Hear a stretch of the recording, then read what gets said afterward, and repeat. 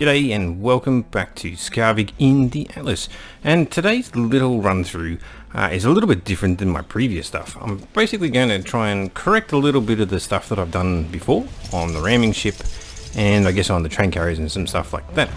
Mainly because I've been receiving a little bit of commentary on my videos, which I think is great. I love the engagement, so please keep it up. And yeah, I'm going to have a look at some of the information that some of the people have been giving me, which has changed my perception a little bit on both the train carriers and the ramming ship. Alright, let's get stuck into it. So the first one that I'd like to talk about is the train carriers. And initially when I tamed a bear with the train carriers, or rather I knocked one out, it took quite a lot of arrows and it ended up running away. And I had a comment basically stating, similar to my own thoughts at the time, that the train carriers were pretty useless. As it turned out, we had Carter Harvey come in and give some interesting criticisms on it. Critique, and some suggestions, and it was basically that other creatures than the bears are probably better ones to use the tranks on. I ended up trying it on a horse, and I'll play the footage a bit of that now. However, with the horse, it still took quite a lot of arrows, to the point where I was actually chasing it up and down the beach, missing quite a lot, because I mean the horses do run quite fast. And eventually I did get it down, but it took quite a lot. And from there it was then quite easy to build a little shelter around the horse with fence posts, and basically build a cage so that I could then tame it properly, where you knock it down and use bowlers. And that worked quite well at that point. But the main point that Carter actually brings up is that other creatures, and I did do it, I went around just hitting arrows into every creature I could find. Most birds were one shot and they were knocked out. Higher level birds were 2 shots, and it was very similar with a lot of the other creatures, and they managed to tame a lion in 5 shots. And one of the funny things I actually noticed is quite a number of the creatures you can actually pick up, as he mentioned, or as Carter mentioned I should say. Yeah, I couldn't pick up the horse, but I could pick up a bull. And it was quite amusing, and you basically you could knock the creatures out, and if you had a dedicated taming pen, you would knock them out, you would pick them up, take them down to where you planned on taming them properly, and throw them in the cage. And I actually think that would actually work quite well, except for the fact that the creatures do still run, and for some reason I couldn't pick up my horse. Right, so the tranks do have some utility. I'm not 100% sold on them, but it does have some utility in the fact that you can knock things out, pick them up, and take them to where you actually want them. So that helps. Rather than having to actually build cages around the creature that you've just tamed, you could actually have a dedicated taming spot and bring your creatures to there, depending on how you go. So you could have a number of taming pens across your island.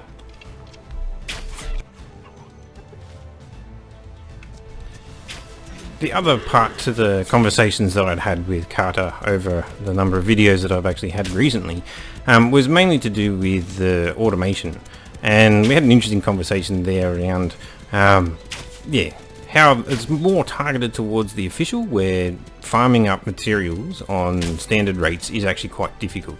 So to have automation in place, picking up your materials for you so that while you're out it's actually bringing stuff in, is actually really beneficial, especially for larger companies. Whereas I play a lot on single player with rates that are boosted, so I don't really need to worry about it. Even as Carter says there, you know, if you've got boosted resources on single player, all of the automation becomes redundant, and that's kind of how I've been feeling. But yes, if you were to take it back to your base rates, you wouldn't actually have that. And you want something that you could be out there harvesting, and your automation could be harvesting, and you're still just not getting the materials in that you want as fast as you want. So that was an interesting conversation, and I'm really happy to have actually had Carter come in and actually offer his 2 cents on these sorts of things. And we're sort of looking at what the possibilities were in the future. And you know, as much as I might be critiquing some of the negative sides more often than not, I'm actually I am looking forward to seeing what Atlas actually do. I do want them to create something that is fun, and you know, this concept of Stormpunk that they keep throwing out there, or rather that they have thrown out there, I really want to know what that is and how that's going to fit in with all of these buildings which seem to be very PvP orientated, or you know, big server orientated. How it's all really going to look and how it's going to feel.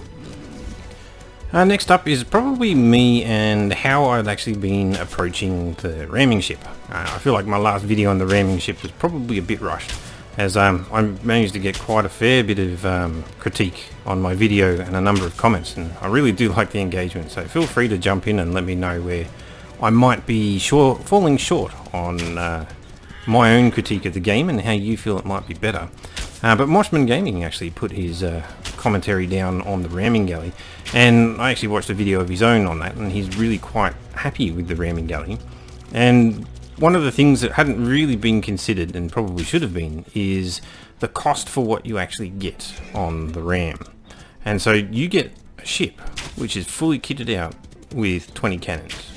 You don't have to make any of those, you just rock up with your money, and now obviously you need to rock up with the rhino horns, but you get sails, you get 20 cannons, you get your steering wheel, and yeah, it's all ready to go. It just plonk, there you go, you get it. So there is actually quite a lot you get for actually having the ram just straight up by buying it, as it is a pretty good ship straight after the schooner, as he says. And I've come to agree with that a fair bit, and I thought, you know, after the criticisms that I got from a few people basically around how they do like the ram, and I decided to give it another go and actually have a bit of a play and take it up against each of the different ship types to really give it a good go and see what the damage types were actually going to get pushed out. And what I actually found with the schooner pretty much is a 1 or a 2 shot. You know, if you come in and you hit it good with your ram, the cannons will basically do a nice amount of front load damage. Your ram's going to do quite a significant amount of damage and just put a huge amount of holes into the schooner. But the second part that I'd actually noticed with the schooner is it gets bounced around significantly when the ram actually hits it. And bounces around in a circle, which puts it straight into the line of fire of your side cannons, which will then also open up and tear more holes in the schooner. So the ram versus the schooner seems like it's actually, you know, it's a clear winner in terms of how it's actually going. 1 to 2 rams. I mean, if you can get a single ram off with a bunch of fire off to the side and potentially have some other ships with you, a schooner's just going to go down very, very quick. Now with the galleon, I basically found it very, very similar to the schooner. Obviously it's less bouncing around in terms of how it actually gets hit, but you know, I suppose the other caveat here, I'm only testing against unclaimed ships. I'm not actually testing it against people who are firing back or people who are sailing. But if you can get 2 direct hits onto a brig, it's basically got holes and it's sinking. So it really does take down the smaller ships quite fast. Obviously in a real combat, and I don't do PvP, but I could extrapolate in my mind how this would play out. It's just the ram versus the schooner and the brig. You really have yourself on a good footing in terms of doing damage and getting those critical hits in there to actually start it sinking and forcing players onto the back foot. I did find that the ram, the damage it takes is actually quite quick, but if you had at least 1 or 2 other people on the ram with you with patch kits, you'd probably be able to keep the ram up and running while somebody is out there basically ramming down ships. So there could be some interesting plays that people have actually got, and I'd be interested to hear from other people who actually do PvP how they've actually utilised the vessel and how it actually plays for them. As it is, there's very little chance that I'll end up using it in the actual game, mainly because I don't do PvP. But we'll move on to the next one, which is the galleon. For this one, it actually took quite a lot more hits, but it did actually end up breaking holes very, very quickly. After 2 rams, I basically had planks which were opened up into the side of the ship. It's just that a galleon takes a lot longer for it to actually sink, and so the players on the galleon would probably have a lot faster, will have a lot more time to react and actually repair and replace planks. The difficulty, I think, with the galleon, while the manoeuvrability of the ram probably is there, if you were coming in on the broadside of a galleon, you're going to be under fire.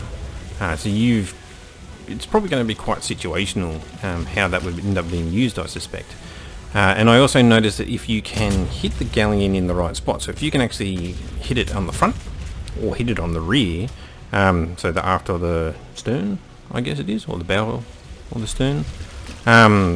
If you hit it in those places, the ram actually punches quite nicely, turns to the side without actually rubbing up against it where it takes damage, and unloads its cannons, and so you get a second volley of fire before you take off.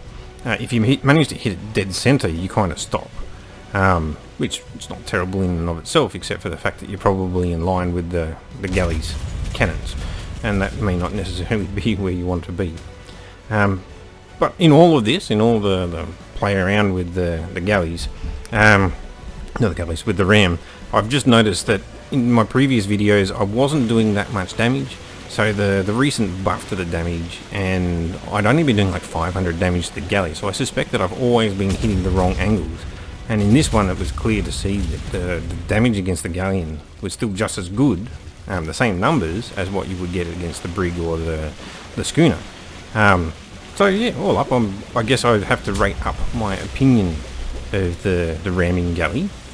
It's just that there's not much application for my particular game style. But for those people out there who are looking for something like this, it's probably actually going to be quite good for them. Alright, and as we draw to a close, I'm going to bring attention to, I guess, one final comment that I got on one of my videos.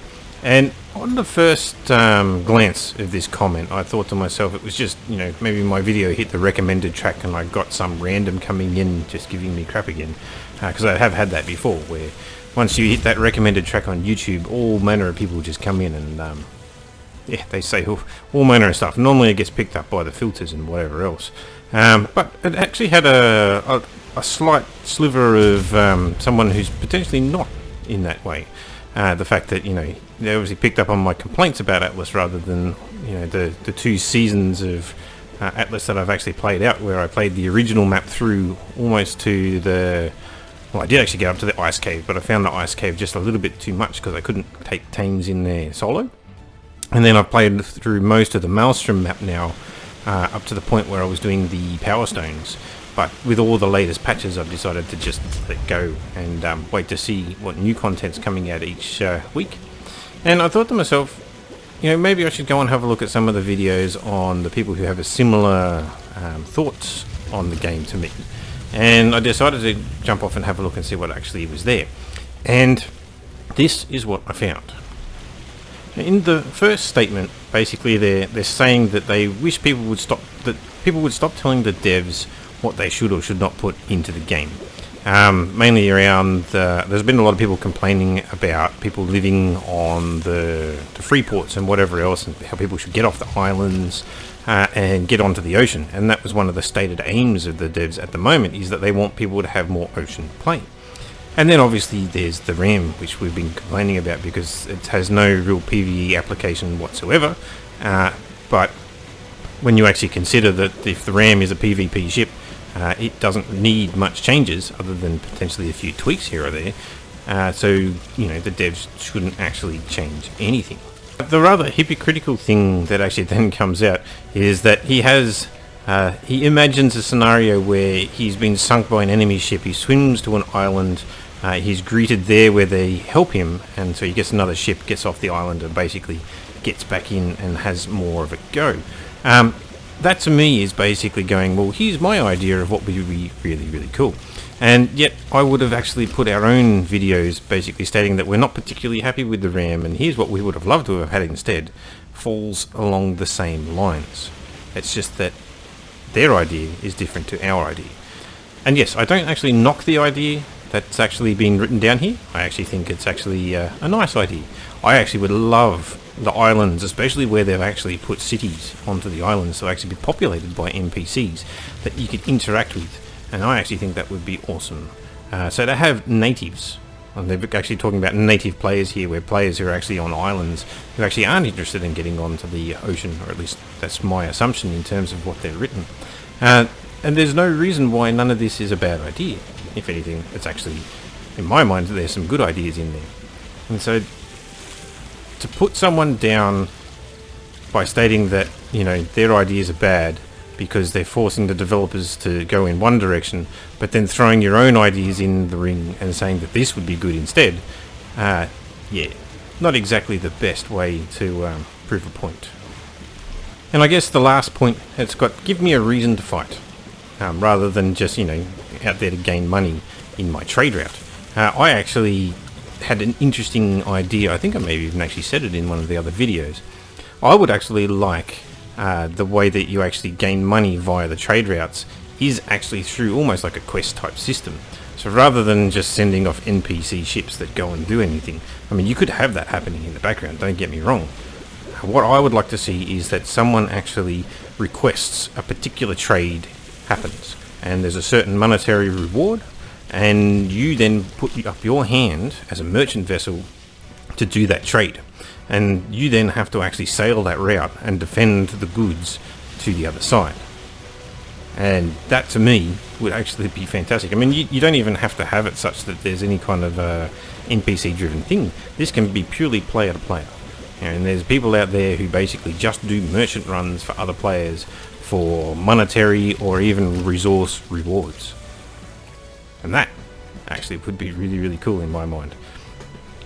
And I guess the final note in all of this, and I have to thank the guy who actually ended up writing this, because I hadn't actually planned on making this video until I got that comment, and so it's actually spurred me to do this.